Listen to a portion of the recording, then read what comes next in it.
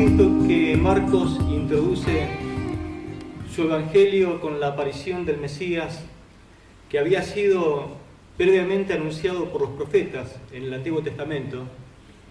Pero ese Mesías, en vez de dirigirse al templo para ser presentado como el Mesías judío, se dirige al desierto para ser bautizado por Juan el Bautista en el río Jordán, precisamente para identificarse con el pecado del pueblo, y que inmediatamente el Espíritu le guía al monte de la tentación, donde estuvo enfrentándose cara a cara con el enemigo de nuestras almas por 40 días.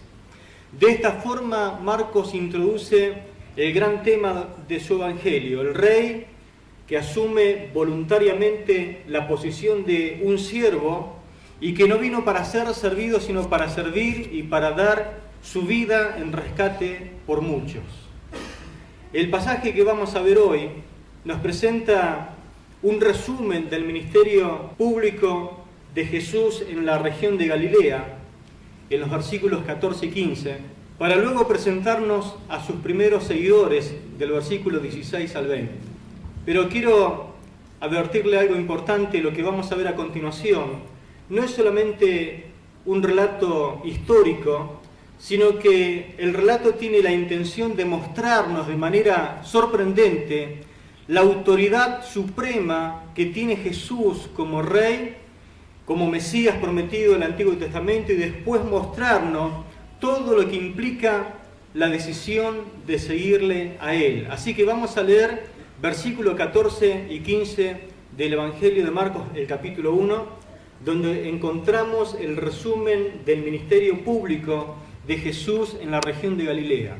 Dice la palabra lo siguiente: fue encarcelado, vino a Galilea predicando el evangelio del reino de Dios, diciendo: el tiempo se ha cumplido y el reino de Dios se ha acercado, arrepentíos y creed en el evangelio. Marcos inicia esta sesión con una nota cronológica. Dice la palabra: después que fue encarcelado, Jesús vino a Galilea predicando el evangelio del reino de Dios, después que Juan fue encarcelado. El escritor asume que todos los lectores conocían muy bien quién era el rey Herodes Antipas.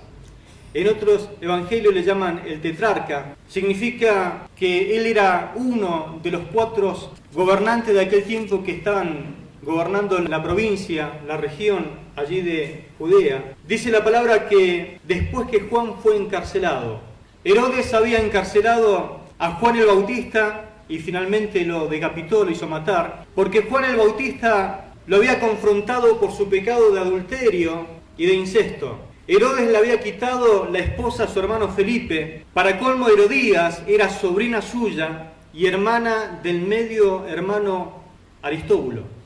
Juan el Bautista lo confrontó y le dijo que lo que él estaba haciendo estaba mal. Y hay veces que la predicación tiene esos resultados. Cuando uno confronta a la persona, o te aplauden o te quieren matar.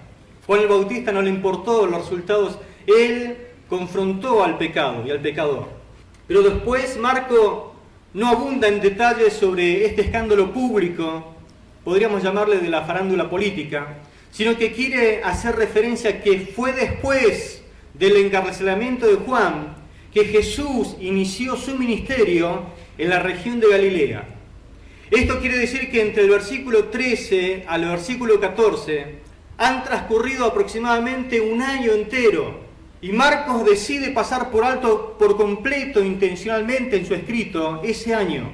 Y esto tiene una explicación: los evangelios no son una nota cronológica, sino una biografía teológica o una biografía temática, y no pretenden ser una narrativa exhaustiva, es decir, algo completo que va abarcando todos los aspectos y los pormenores de la vida del Señor, sino que cada evangelista elige qué es lo que quiere compartir de acuerdo al propósito específico de su evangelio, de su escrito.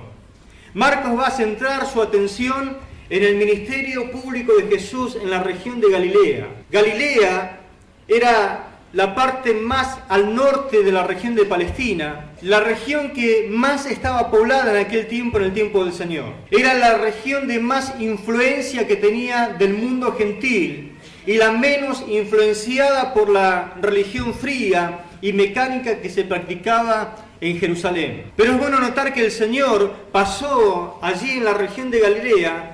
Aproximadamente el 90% de su ministerio público lo desarrolló en esa región. En esa región fue donde se produjo la mayor cantidad de sus enseñanzas, donde Él produjo la mayor cantidad de sus milagros. Es el lugar donde más le predicó a la gente y le enseñó. Y encontramos que también en los otros evangelios, por ejemplo en Juan capítulo 4, versículo 1 al 3, se nos informa que la intención de Jesús de ir a Galilea fue intencional. La Biblia dice que Juan empezó a menguar y el ministerio público de Jesús empezó a crecer. Por lo tanto, él quería evitar las confrontaciones con el mundo religioso de Jerusalén. Fue por eso que Juan el Bautista ya iba desapareciendo del escenario y la persona de Jesús iba en ascenso en popularidad. Por lo tanto, él decide alejarse de la región de conflicto, no por temor, sino porque quiso ser prudente y evitar una confrontación temprana contra el Sanedrín y contra los fariseos, contra los escribas, los doctores de la ley. Por eso él se aparta y va a ejercer su ministerio público en Galilea. De modo que esto nos recuerda algo muy importante para que nosotros podamos tener en cuenta. Nunca la religión y el evangelio han caminado de la mano. Ya en el tiempo que vino el Señor, el mundo ya tenía muchas religiones. Y una de esas religiones justamente fue la religión judía. El Señor ingresa a ese mundo trayendo una buena noticia. Mientras una persona está infectada con la religión y sus tradiciones, menos dispuesta estará a escuchar el mensaje del evangelio. ¿Por qué? Porque la religión es como una vacuna. Cuando uno tiene una religión es como que está vacunado contra el evangelio. No sé si sabe cómo actúa una vacuna. Si a usted lo quieren vacunar contra el sarampión, es que le ponen un poquito en la vacuna de ese sarampión y el cuerpo es como que empieza a crear anticuerpos al punto que cuando empieza la enfermedad a actuar, usted ya está inoculado. La religión justamente es una vacuna. Tiene un poquito de verdad. Tiene algo de verdad, que lo inocula a una persona para que no penetre en su vida el mensaje y el poder del evangelio. La religión es como que convierte a las personas, permítame esta expresión, en zombies. ¿Qué es un zombie? Un muerto que dicen que está vivo. Es más fácil tomar una cruz de madera o de metal y hacer una procesión y aparentar que uno está bien, que está vivo, que tomar lo que dice la Biblia o en el evangelio, la cruz, y morir cada día e ir en pos de Él. ¿Se da cuenta? Es más fácil el rito exterior. Es más fácil tratar de tomar la cruz de madera que la cruz cada día, como dice la palabra, y seguir en pos de Él. Ahora, ¿cuál es la esencia del ministerio del Señor que Él lleva a cabo en la región de Galilea? ¿A qué dedicó el Señor la mayor parte del tiempo allí en Galilea? Marcos nos dice que Jesús se dedicó a predicar el mensaje del Evangelio del reino de Dios. A manera de resumen, Dios tiene un hijo y a ese hijo lo hizo predicador. Un solo hijo tuvo el Señor. Y Él dijo, a ese hijo que tengo lo voy a hacer predicador del Evangelio. Esto debería alentar a los hijos, a los predicadores. Esto significa que el predicar es una tarea donde uno va a proclamar las buenas nuevas, como un heraldo lo hacía en aquel tiempo, que se paraba sobre un lugar donde las personas los podían ver, y él levantaba la voz, en una voz que todos le pudieran entender, él anunciaba las buenas noticias. El Señor hizo muchísimas cosas, pero tuvo como meta, como propósito final siempre, predicar el mensaje de la palabra del Señor. Él manejó su agenda de tal forma que las urgencias nunca le impidieron realizar lo más importante que era para él, predicar el mensaje de la palabra de Dios. Si uno nota en el capítulo 1, versículo 32, lo siguiente. Dice la palabra que cuando llegó la noche, luego que el sol se puso, le trajeron todos los que tenían enfermedades y los endemoniados. Permítame hacer un paréntesis y decir que el Señor era un Señor digno de toda honra y gloria porque Él tenía compasión por la gente. Si hay alguien en el mundo que tiene compasión es el Señor. Si hay alguien que tiene misericordia y se apiada del necesitado es el Señor. Dice la Biblia, le trajeron a Él todas las personas que tenían enfermedades y los endemoniados. Y toda la ciudad se agolpó a la puerta y sanó a muchos que estaban enfermos de diversas enfermedades y echó fuera muchos demonios. Y no dejaba hablar a los demonios porque le conocían. Ahora llegó el momento en que el Señor dijo, bueno, basta, tengo que ir a dormir. Dijo, bueno, cierren la puerta porque es momento de descansar. Dice la palabra al verso 35, levantándose muy de mañana, quizás puedo hacer referencia a esto, el que se quiere levantar de mañana tiene que acostarse temprano. Vamos a suponer que el Señor dijo, bueno, temprano me tengo que ir a dormir porque mañana me tengo que levantar bien temprano. Dice, levantándose de mañana, siendo aún muy oscuro, salió y se fue a un lugar desierto y allí oraba. El Señor quería pasar un tiempo de comunión con su Padre Celestial. Estaba haciendo su devocional diario, su encuentro con Dios todos los días. Y dice el verso 36, y le buscó Simón, es decir, estamos hablando de Pedro, y los que con él estaban, y hallándole le dijeron, todos te buscan. Claro, los que no pudo atender a la noche vinieron al otro día a querer ser atendidos, quizás con el numerito que sacaron. Estaban allí desesperados que el Señor lo atendiera. Dice el verso 38, y él les dijo, vamos a los lugares vecinos, para que predique también allí, porque para esto he venido. ¿Cuál era entonces el propósito final del ministerio del Señor? Predicar el mensaje del Evangelio. No se dejó manejar la agenda por los necesitados, por la necesidad de la gente. La gente no le manejó la agenda a Él. Él dijo, bueno, siempre va a haber necesitados, siempre va a haber que orar por los enfermos, pero lo que más me urge, porque para esto he venido, predicar el mensaje de la palabra del Señor. Y es lo que estamos haciendo en esta noche, en este lugar. Amén. ¿De qué vale que uno ore por los enfermos y se sanen? Si no se le predica la palabra, es muy posible que una persona se vaya al infierno sano. Lo más primordial, lo fundamental para la persona es que escuche el mensaje de la palabra de Dios y esa persona se reconcilie con Dios. Y nadie va a reconciliarse con Dios si primeramente no escucha el mensaje del Evangelio. ¿Cuánto dicen amén?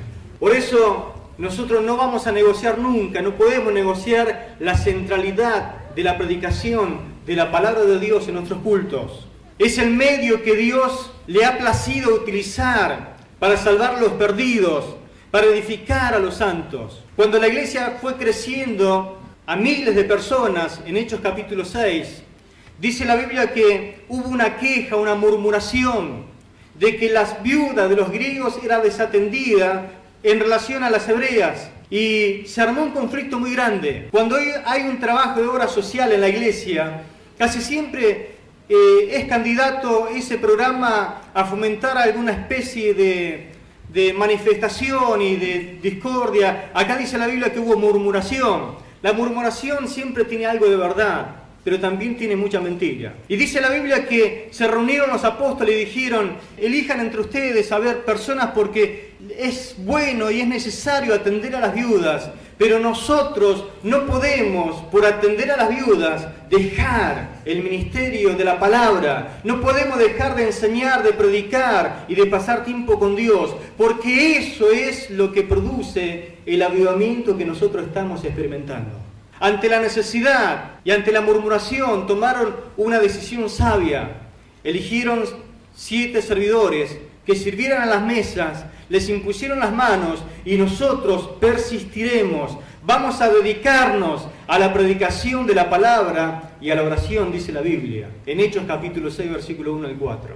¿Por qué dicen esto los apóstoles? ¿Por qué le dieron preferencia? Dice 1 Corintios 1:21, agradó a Dios salvar a los creyentes por la locura de la predicación. Para el que se pierde, dice en ese contexto, es locura la predicación. Pero para aquel que se salva, para nosotros los que creemos, es poder de Dios. Amén. Gloria al Señor. Por eso nuestros cultos tienen que convertirse como en una embajada del cielo, donde se proclama la voluntad del Rey de Reyes y Señor de Señores. ¿A qué se asemejan mucho los cultos de hoy? Gracias a Dios que nosotros tratamos de cuidar al máximo nuestro estilo de hacer los cultos para agradar a Dios, pero nosotros queremos que el centro del culto sea lo que Dios tiene para decirte. Siempre en nuestras reuniones tiene que privilegiar el mensaje de la palabra del Señor. Por eso muchas veces me tomo un momento para decir algo que es importante. Podemos tener muchas actividades. Usted puede cocinar, puede vender, lo que sea que esté haciendo, pero no negocie el hecho de que usted viene para escuchar la palabra del Señor. Deje todo lo que está haciendo. Siéntese y escuche el mensaje que Dios tiene para usted en esa noche. Tiene que preocuparse cuando usted no come de lo que Dios le ha preparado. No solo de pan vive el hombre, sino de toda palabra que sale de la boca de Dios. ¿Qué le sucede a usted como padre cuando ve que su hijo no come? ¿No se desespera? ¿No se le empieza a prender las alarmas diciendo, mi hijo no come, algo le debe estar pasando? Lo mismo me pasa a mí cuando veo que los jóvenes no comen espiritualmente. Cuando pasan el culto por alto y vienen directamente a la reunión de jóvenes. Yo los veo y digo, no comieron. Por más que en la reunión de jóvenes se le dé lo que se le dé, saltearon una comida. Lo mismo me pasa que cuando veo que los adolescentes están en otra actividad y no pueden comer. Lo mismo me pasa con cualquier persona que debería estar sentada escuchando la palabra de Dios o no está. Porque van a saber dónde está. Están salteando comidas. Y cuando uno no come bien, ¿qué le pasa al organismo? Se debilita, está propenso a que se debilite espiritualmente, le agarre alguna enfermedad espiritual y usted después dice, no sé qué me pasa, pastor, ore por mí. Y a mí me da gana como pastor agarrar la vara y traerlo al redil. Nosotros no estamos para entretener a la gente en las reuniones, sino para confrontarlas, para persuadirles a que se conviertan y se reconcilien con Dios. Dice 2 Corintios 5, 19 y 20, que Dios estaba en Cristo reconciliando consigo el mundo, no tomándoles en cuenta a los hombres sus pecados, y nos encargó a nosotros la palabra de la reconciliación. Así que somos embajadores en nombre de Cristo, como si Dios rogase por medio nuestro. Os rogamos en nombre de Cristo, reconciliaos con Dios. Amén. ¿Cuál era el contenido de la predicación del Señor? ¿Qué les predicaba? Dice la Biblia, el Evangelio. La palabra Evangelio significa el anuncio de un suceso extraordinario que cambiará para siempre el curso de la vida de los destinatarios. Por lo general, el Evangelio era una noticia militar, la conquista de algo o la pérdida de algo. Pero siempre lo que se anunciaba iba a cambiar para siempre el curso de la vida de los destinatarios. Por lo general todas las religiones te ofrecen consejos como para llegar al cielo, para vivir una vida feliz. El Evangelio no es un consejo, sino un anuncio de algo que ya se hizo. La noticia más extraordinaria que jamás se haya escuchado. Que Dios se introdujo en la historia de la humanidad. Que Dios mismo ha venido en persona a este mundo como en la persona de su Hijo para libertar al hombre de la tiranía del pecado y para establecer su reino. En esta noche usted puede ser libre de la tiranía del pecado sobre su vida. En esta noche usted puede cambiar de reino, salir del reino de las tinieblas y ser trasladado al reino de la luz del Hijo Jesucristo. La expresión reino de Dios en Marcos ocurre 14 veces para referirse al gobierno de Dios en el corazón del ser humano. Pregunto, ¿hay un momento en la historia donde Dios haya dejado de ser rey? ¿O haya dejado de tener un reino? La respuesta es no, nunca. Cuando la Biblia habla del reino de Dios, está refiriendo al gobierno de Dios en el corazón de los hombres, de aquellos que se someten voluntariamente a Él. En el huerto del Edén, los primeros padres, Adán y Eva, decidieron rebelarse y ellos mismos tratar de establecer su propio reino. El hombre se volvió arrogante, orgulloso, esclavo del pecado y quiso ser rey. Las buenas noticias es que el Señor diseñó un plan para enderezar el rumbo que había tomado torcido el ser humano. En el momento donde ellos pecaron y fueron confrontados, Él les anunció que en algún momento de la historia Él iba a enviar un Mesías, un Salvador, para liberarlos de la prisión, de la esclavitud del pecado y para traerlos de vueltas a su reino. Esta promesa justamente vino a ser central en todas las profecías del Antiguo Testamento. Las profecías decían que iba llegando el momento, se anunciaba la llegada de un Salvador, que iba a asumir las culpas de pagar nuestra deuda y al mismo tiempo transformar nuestros corazones para que se sometieran al gobierno de Dios. Ahora, permítame decirlo así, Dios es sorprendente, Dios es absolutamente extraordinario. Primero envía un Salvador para pagar por nuestros pecados, por nuestra culpa. Pero Él sabe que a pesar de que Cristo muere en la cruz y paga por nuestros pecados, ninguno de nosotros, los seres humanos, íbamos a venir voluntariamente a Él, porque el ser humano tiene una falencia, ama su pecado. El ser humano es la única persona que ama ser prisionero de su pecado, ama su prisión y no quiere acceder voluntariamente a venir a Cristo. Por eso la Biblia dice que nadie, a menos que el Señor haga la obra de transformación, vendrá al Señor. Es decir, que solamente el Señor muere por nuestros pecados, pero también tiene el poder y la capacidad de transformar nuestro corazón. Esa es la promesa que se proclama. El Rey está aquí, el tiempo se ha cumplido, el reino de Dios se ha acercado, el reino de Dios está disponible para nosotros. No solamente vino, nosotros podemos acercarnos a Él con arrepentimiento y fe. ¿Qué debemos hacer nosotros, los hombres y las mujeres, ya que Dios se ha introducido en la historia a través de la persona de Jesús? La Biblia dice que debemos arrepentirnos y creer. Arrepentimiento y fe. Volverse de su mal camino y rendirnos a Cristo. No sé si en alguna película usted habrá visto en la historia, cuando dos ejércitos se confrontaban, el que se rendía levantaba la bandera blanca diciendo nos rendimos. Eso es lo que tiene que hacer el ser humano ante Dios, levantar la bandera blanca en esta noche y decirle me rindo totalmente a Cristo, me rindo a Él. Reconocer que estamos viviendo en nuestros propios caminos, venir dispuesto a cambiar de rumbo, poniendo toda nuestra confianza en ese Dios al cual nosotros hemos ofendido. El arrepentimiento incluye una nueva perspectiva de las cosas porque Él tiene esta capacidad, Dios tiene esta capacidad de hacerte aborrecer lo que antes amaba. Tiene esa capacidad. El Señor tiene el poder de hacerte aborrecer el pecado y hacerte amar lo que realmente es digno de amar. Él te hace amar lo que antes aborrecía. Y sabe que aborrecía a veces el Evangelio, la palabra del Señor. ¿Cuántas veces usted se habrá burlado de aquellos que traían la Biblia abajo el brazo, de aquellos que iban a alabar al Señor? ¿Cuántas veces se habrá burlado del Evangelio y de las personas que amaban a Cristo? Hoy quizás usted está sentado en este lugar diciendo, ¿qué hago con estos locos? ¿Me enloquecí también? No, lo que pasa es que el Señor tiene esa capacidad de hacerte amar los que antes aborrecía. El arrepentimiento siempre viene ligado a la fe. No basta con saber que somos pecadores, que merecemos la condenación eterna del infierno.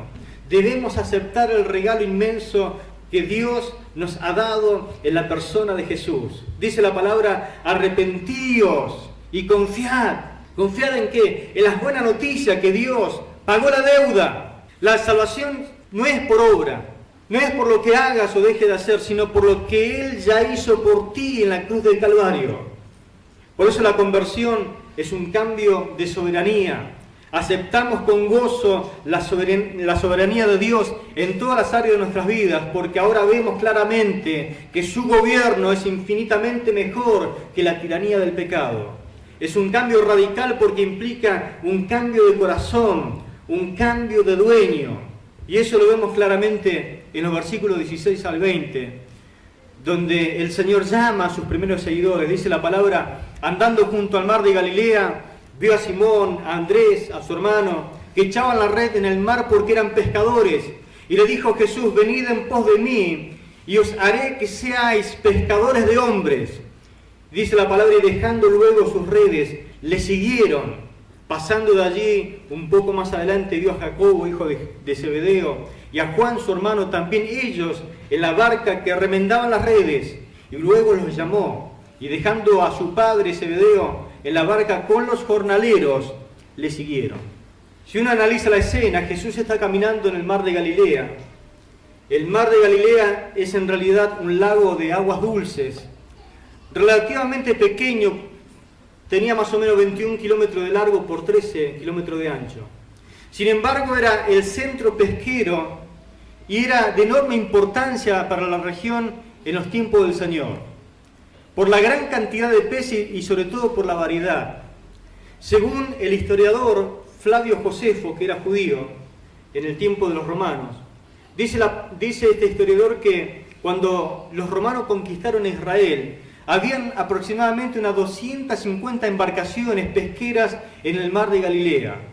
Así que la industria pesquera era una gran empresa que movía mucho dinero en aquel tiempo y seguramente también involucraba mucha gente, muchos obreros trabajando. Dice la Biblia que Jesús caminaba por la orilla de ese lago y el Señor pone los ojos en dos pescadores.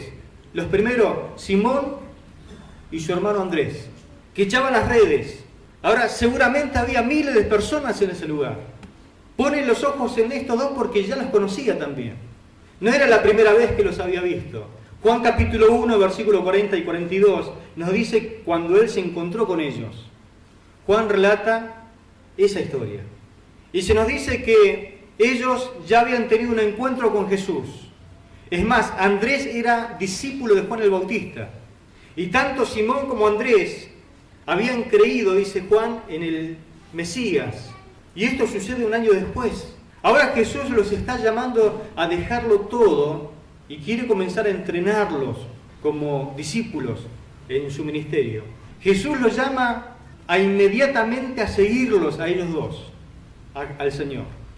Y lo mismo sucede, dice el pasaje, con Jacobo y con Juan, que también, dice, dejándolo todo, lo siguieron. Este fue un llamado muy particular, a un ministerio muy particular.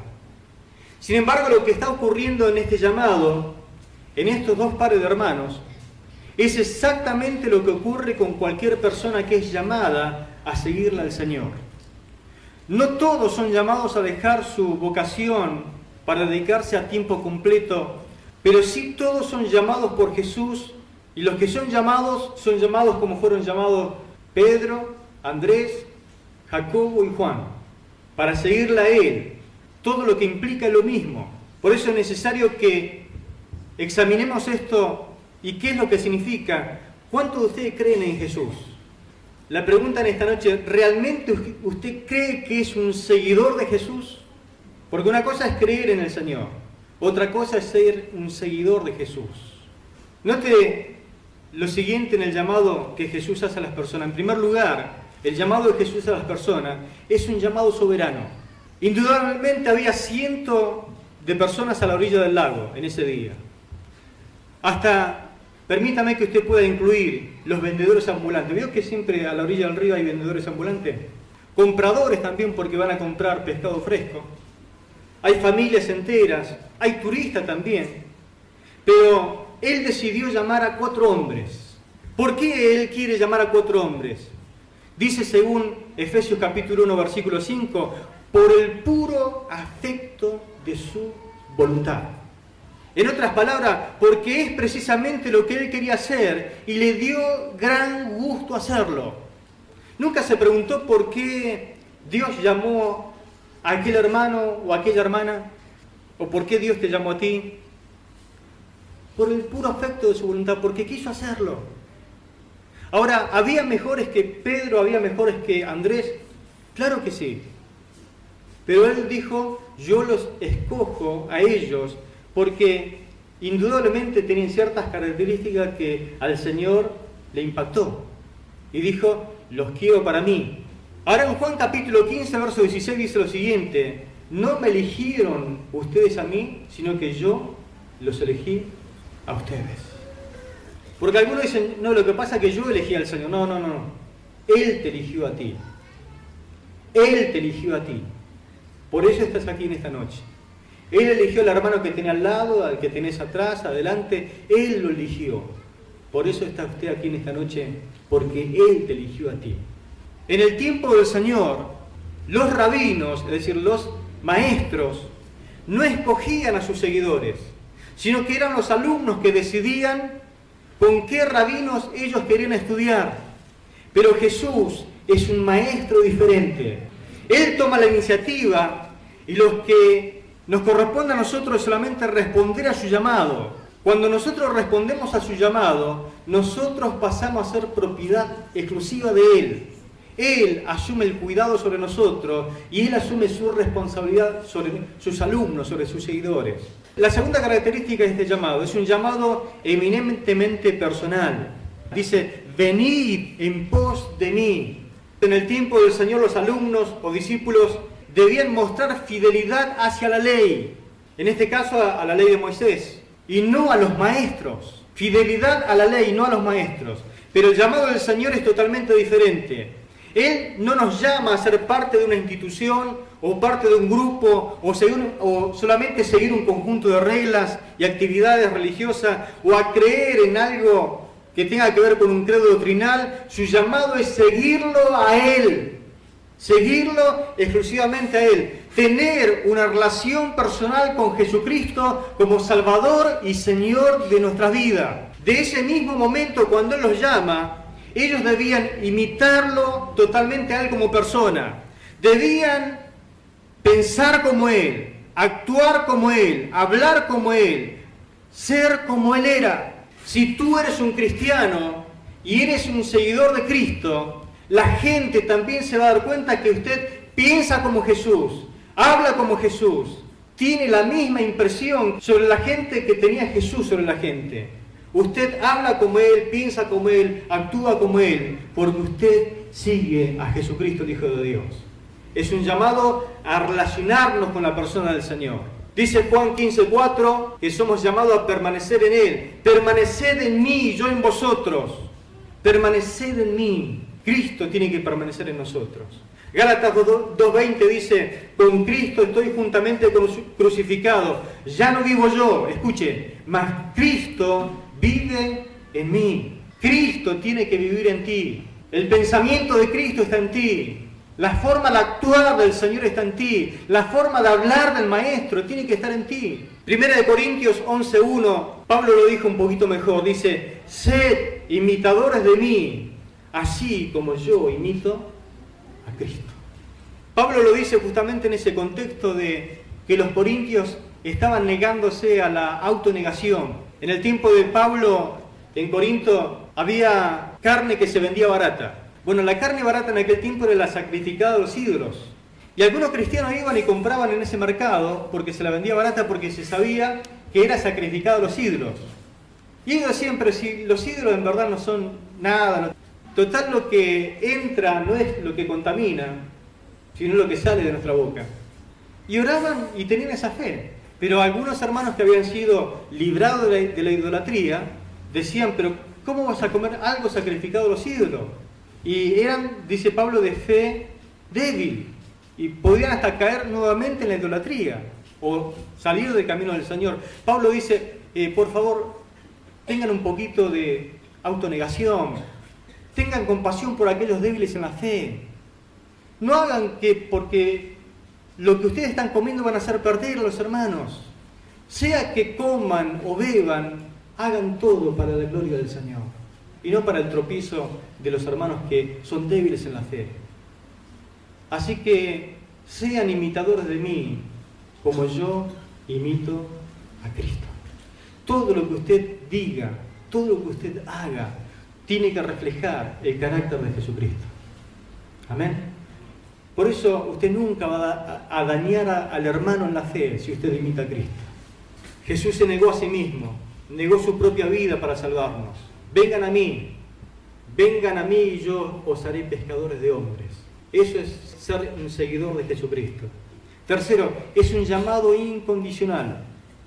Jesús se presenta y los llama, y ninguno le preguntó, Señor, ¿a hacer qué cosa nos está llamando? El Señor le dijo, vengan a mí. Usted en el relato nunca va a encontrar, ¿por cuánto tiempo te tenemos que seguir? ¿Por cuánto tiempo hay que seguirle a Cristo? ¿Llamados a qué somos? ¿Y qué se supone que vamos a hacer si yo decido seguirte a ti, Señor? Seguir a Cristo implica para ellos, menos para Juan, el apóstol, significó morir como mártir. No sabían lo que implicaba servirle, como tampoco muchos de nosotros sabemos qué es lo que implica convertirme en un seguidor de Cristo. Por ahí hay algunas excepciones a la regla. Saulo de Tarso, por ejemplo, cuando fue llamado, se le dijo, vas a sufrir mucho por causa del nombre de Cristo. Pero el Señor dice, vengan en pos de mí. Y la Biblia dice, ellos dejándolo todo inmediatamente le siguieron. Si usted recuerda la manifestación de la gloria de Dios en Isaías capítulo 6, a Isaías se le permite escuchar un diálogo divino y él escucha, ¿a quién enviaré y quién irá por nosotros? Y hay una contestación que dice, heme aquí, envíame a mí. Ahora, en ese heme aquí, envíame a mí, eso iba a implicar un montón de cosas a continuación. Ahí viene lo que le va a costar, pero por más que cueste sacrificio y momentos difíciles, una de las cosas que nosotros tenemos que entender es que Cristo prometió estar con nosotros. Mi respuesta al llamado debe ser incondicional. Esa es la forma de convertirte en un seguidor de Cristo. Escúcheme, no sé cuántos de ustedes harían esto. Lo llaman a una oficina y le explican un poco un plan y después ese abogado, ese gestor te dice, bueno, usted tiene que firmar esta hoja en blanco. ¿Cuántos de ustedes firmarían una hoja en blanco? Por las dudas, nunca firmen una hoja en blanco. Pero espiritualmente sí, es lo que tiene que ver con el llamado de Cristo a tu vida. El llamado de Cristo a tu vida es incondicional. Ese sí al Señor, ese heme aquí, oh Dios, cuenta conmigo, es una firma en una hoja en blanco que usted le está dando al Señor. ¿Me está escuchando? Aquí está la firma, aquí está el papel en blanco. ¿Dónde te firmo, Señor? Después le decimos, escribe todo lo que quieras, porque estoy comprometido de antemano a obedecerte, aunque no sepa lo que es, estoy dispuesto a seguirte a ti, porque mi llamado a ti es incondicional. ¿Se anima? ¿Se da cuenta por qué hay tan pocos seguidores de Cristo? Sí hay muchos religiosos, pero no todos están dispuestos a firmarle una hoja en blanco al Señor. No todos le responden al Señor en el llamado incondicional. Pedro, Andrés, Santiago y Juan, dice la Biblia, dejándolo todo, le siguieron. Ni sabían a dónde iban, pero lo siguieron. Ni sabían lo que le esperaban, pero le siguieron. Ni sabían lo que le iba a pasar, pero le siguieron. Mejor es seguir a Cristo que andar nuestros propios caminos. Nosotros no seguimos a Cristo nunca en nuestros propios términos. Mira, Señor, yo estoy dispuesto a seguirte, pero 50 y 50. 50 para mí, 50 para vos. Y el Señor dice, no eres digno de mí. Bueno, hoy estoy de buena, Señor. Un 60 para vos y un 40 para mí. No eres digno de mí. 70 y 30, no eres digno de mí.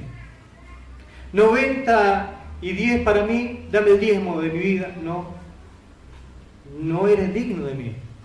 95%, no eres digno. El Señor quiere el 100% de tu vida. Eso es el llamado incondicional. ¿Cuántos en esta noche le darían el 100% de su vida al Señor? Y después reflejarlo en los actos, en la vida. Una cosa sí sabemos de nuestro Señor, que Él es suficientemente bueno, misericordioso, sabio, para elegir lo mejor para nuestras vidas. Seguirlo a Él es lo mejor que nos puede suceder en esta vida. Aunque a veces no entendamos el camino por el cual Él nos quiere llevar, sigue en pos de Él. Síguelo a Él, porque Él sabe qué es lo mejor para ti. Cuarto, es un llamado permanente. Ese verbo imperativo presente, venir, se trata de una acción continua, permanente. ¿Cuánto le tengo que seguir al Señor? 24/7, dijo uno. Las 24 horas del día, los 7 días de la semana. Seguirlo a Él. No somos discípulos de Jesús solamente los domingos, cuando venimos a la iglesia. No somos discípulos suyos en las primeras horas de la mañana cuando hacemos nuestro devocional. Somos discípulos de Él las 24 horas del día, los 7 días de la semana. Amén. Somos discípulos de Él en el trabajo. Somos discípulos de Él en la escuela, en la secundaria, en la universidad. Somos discípulos de Él donde estemos, donde circunstancialmente nos encontremos, somos discípulos de Él. El llamado es a seguirle todos los días de nuestra vida hasta que estemos un día delante de su presencia. Amén. Quinto, es un llamado que incluye una tarea extraordinaria, un entrenamiento especial para que ellos lleguen a convertirse en pescadores de hombres. Dice, dejaron sus redes, dejaron sus barcas. Él les dice, tengo una labor más importante para ustedes. Yo quiero llegarlos a convertirlos a ustedes en pescadores de hombres. Le hablaba en su lenguaje porque ellos eran pescadores. Es imposible tener una relación tan estrecha con Él, una comunión tan íntima con Él, sin querer desear que la gente también le llegue a conocer a Él. El que tiene un encuentro con Jesús, el que adora a Jesús, el que ama a Jesús, dice, ¿cómo me voy a privar del privilegio de hacer que otras personas también lo conozcan a Él? No hay que ser un doctor en teología para convertirse en un pescador de hombres. No hay que tener 30 o 40 años de creyentes para recién invitar a alguien a que sea salvo o que entre en el camino de la fe. Lo único que se necesita es tener una relación personal con Jesucristo y haber experimentado la bendición de conocerle. El hecho de estar con Él ya nos capacita para convertirnos en pescadores de hombres. Cuando me conozcan, le está diciendo el Señor a Pedro, a Juan, a Santiago, querrán que otros también me conozcan. ¿Recuerda la samaritana? No tomó un curso ni siquiera de evangelismo personal para decirle a sus vecinos, venid, ved a un hombre que me ha dicho todo cuanto he hecho. ¿No será el Cristo? Esa fue su invitación. ¿Escuchó? Se lo repito. Venid, ved a un hombre que me ha dicho todo cuanto he hecho. ¿Qué había hecho ella? Hizo todo lo que no tenía que haber hecho. Esa fue la predicación de ella. Me dijo que tenía tantos hombres, que el que tenía no era mío. Me dijo que era esto, aquello. Me dijo, esa era la predicación de ella. Es increíble lo que hace esta mujer, ¿no?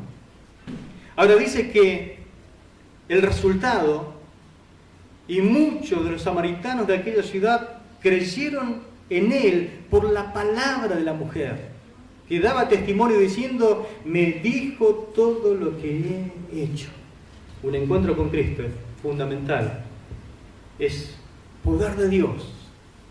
¿Qué tienes que contarle a la gente? Lo que Cristo hizo con tu vida. A tu vecino, a tu vecina, al verdulero, al panadero. Contale lo que Cristo hizo con tu vida, nada más. Y tráelo a Cristo. Dice la palabra que muchos creyeron.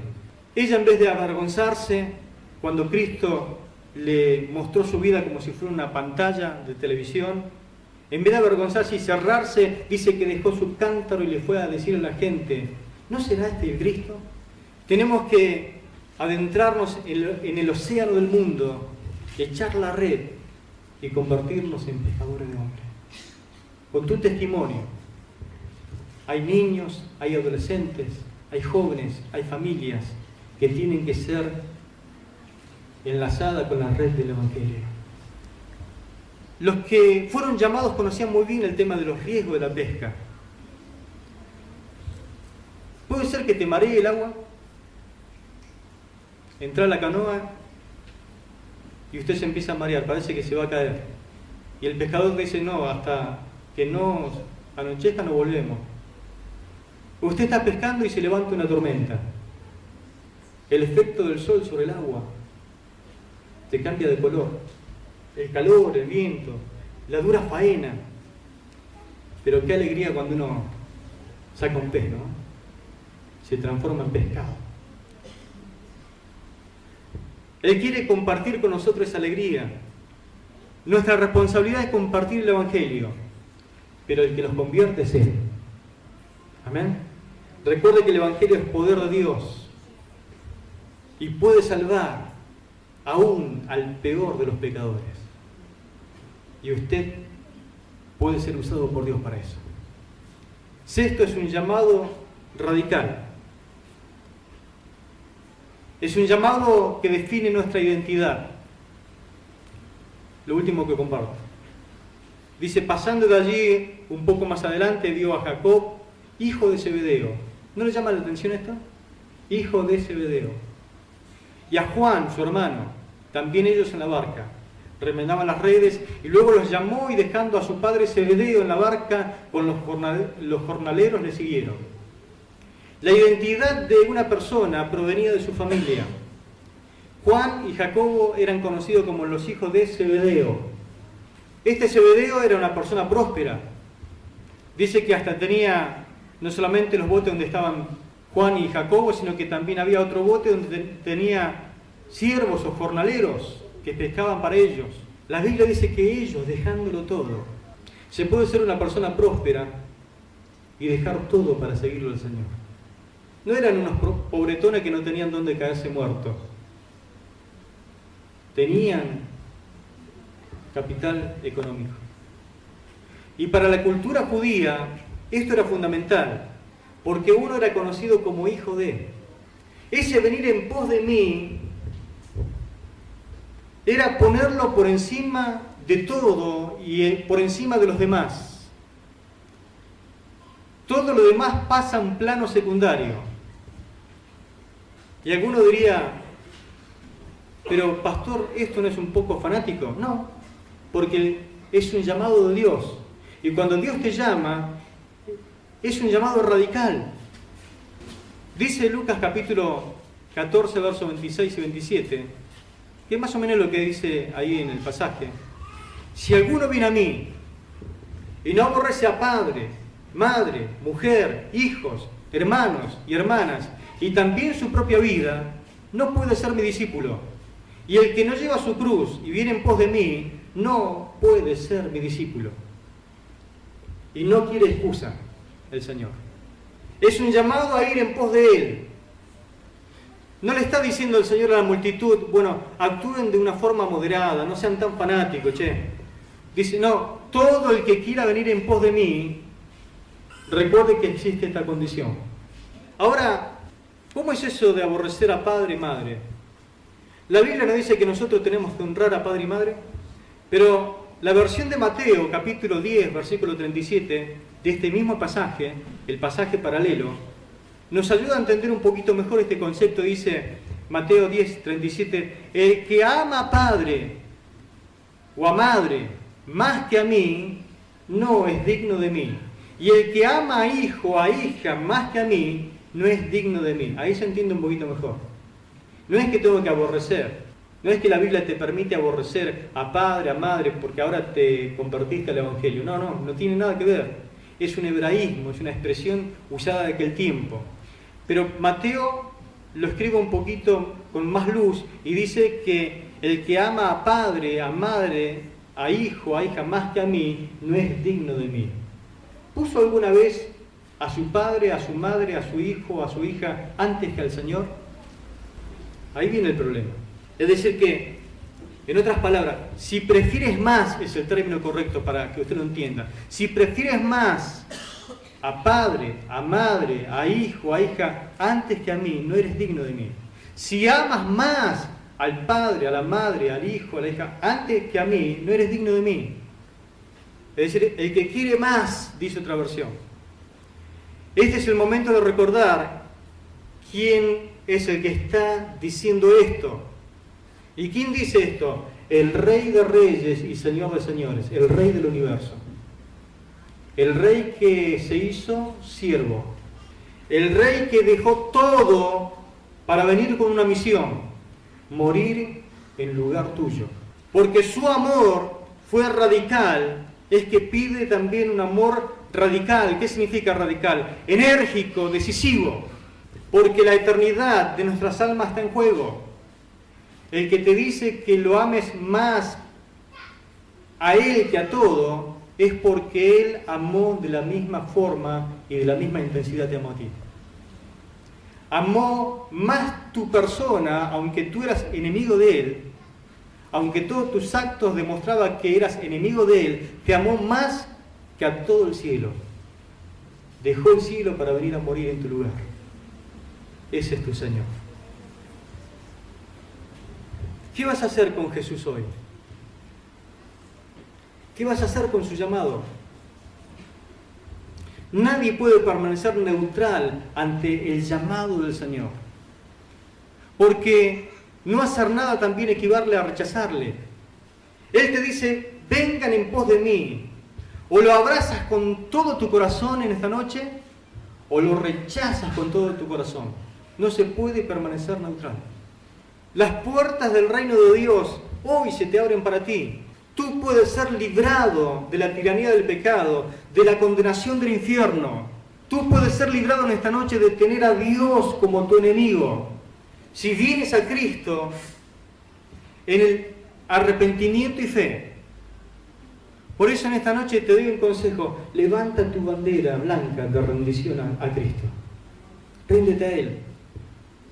Ríndete ante el Rey y cree en el Evangelio, las buenas noticias.